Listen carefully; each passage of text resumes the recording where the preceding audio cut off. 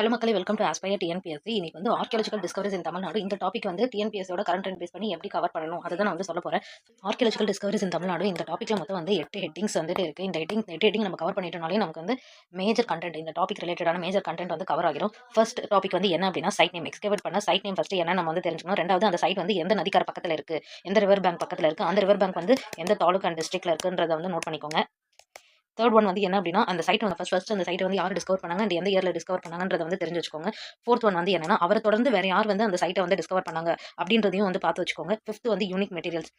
அந்த சைட்ல கிடைச்ச யூனிக் மெட்டீரியல்ஸ் அண்ட் அந்த அங்க கிடைச்ச பொருட்கள் எல்லாமே வந்து எந்த காலகட்டத்தை சேர்ந்தது. எக்ஸாம்பிள் அது வந்து ஒரு நியோலித்திக் பீரியட சேர்ந்தது, அந்த பொருட்கள் எல்லாமே நியோலித்திக் பீரியட சேர்ந்தது, இல்ல பேலியோலித்திக் பீரியட சேர்ந்தது. இந்த டேட்டாஸ் எல்லாம் கலெக்ட் பண்ணுங்க. சிக்ஸ்த் ஒன் வந்து என்ன அப்படின்னா போர்ட் நேம். அதாவது நம்ம எக்ஸ்கவேட் பண்ண சைட்ல வந்து துறைமுகங்கள் இருந்ததுக்கான ஆதாரங்கள் ஏதாவது கிடைச்சதுன்னா அந்த போர்ட் நேம் அண்ட் அந்த போர்ட்டோட பீரியட், அந்த துறைமுகம் வந்து எந்த காலத்தை சேர்ந்தது, சோழர்கள் காலமா இல்ல வந்து பல்லவர்கள் காலமா, அப்படி இல்லைன்னா வந்து அதுவும் நியோலித்திக் பேலியோலித்திக் பீரியட சேர்ந்ததா, அந்த மாதிரி வந்து பார்த்து வச்சுக்கோங்க. இப்போ கண்டிப்பாக வந்து துறைமுகம் இருந்தால் அங்கே என்ன நடந்திருக்கும், வணிகம் அப்படின்றது நடந்திருக்குமா. ஸோ அந்த ட்ரேட், அந்த வணிகம் வந்து எந்தெந்த நாட்டுக்கு இடையில நடந்தது, ஸோ தமிழ்நாட்டுக்கும் மற்ற அதர் கண்ட்ரிஸ் எந்த நாட்டு கூட நடந்தது அப்படின்றத வந்து தெரிஞ்சு வச்சுக்கோங்க. Trade relation with other countries. Last one வந்து இன்ஸ்கிரிப்ஷன். ஸோ இந்த இன்ஸ்கிரிப்ஷனில் வந்து இப்போ நம்ம எக்ஸ்கவேட் பண்ண சைட்டில் வந்து நமக்கு ஏதாவது நாணய ஓடுகளோ இல்லை வந்து கல்வெட்டுகளோ கிடைச்சதுன்னா அந்த கல்வெட்டுகள் வந்து எந்த எழுத்துக்களால் பொறிக்கப்பட்டிருக்கு அப்படின்றத வந்து பார்த்து வச்சுக்கோங்க. ஸ்கிரிப்ட், அந்த இன்ஸ்கிரிப்ஷனோட ஸ்கிரிப்ட் டைப். எக்ஸாம்பிள் அது வந்து நாகரி ஸ்கிரிப்ட், இல்லை அது வந்து தமிழ் பிராமி ஸ்கிரிப்ட்ல இருக்கு, என்ன டைப் ஆஃப் ஸ்கிரிப்ட்ல இருக்குன்றத வந்து பார்த்து வச்சுக்கோங்க. சரிங்களா, இதுதான் வந்து நான் சொன்ன 8 ஹெட்டிங். இந்த 8 ஹெட்டிங்கை பேஸ் பண்ணி நீங்கள் ஒரு சைட்க்கும் கவர் பண்ணிக்கிட்டீங்கனாலே 80% கண்டென்ட் வந்து ஓவர். இதுல இருந்தால் சுற்றி உங்களுக்கு கொஸ்டின் கேட்டுட்டு இருப்பாங்க.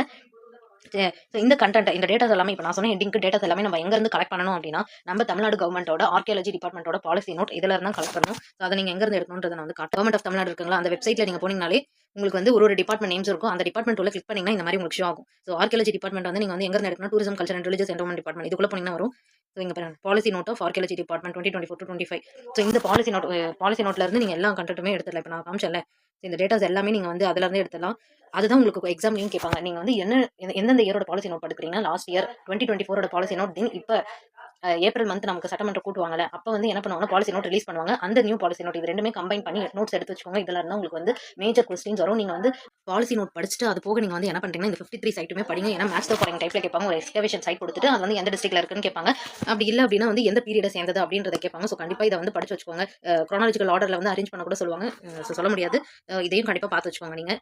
தென் பாலிசி நோட்லேருந்து என்னென்ன கொஸ்டின்ஸ்லாம் அப்படியே டேரக்டாக வந்திருக்குன்றத வந்து நான் உங்களுக்கு ப்ரூஃப் மாதிரி அட்டாச் பண்ணுறேன். நீங்கள் பாருங்க. ஹோப் இந்த வீடியோ உங்களுக்கு யூஸ்ஃபுல்லாக இருக்குன்னு நினைக்கிறேன். நெக்ஸ்ட் என்ன டாபிக் வேணும்னு கமெண்ட் பண்ணுங்க. நான் வீடியோ மேக் பண்ணி அப்லோட் பண்ணுறேன். தேங்க்யூ.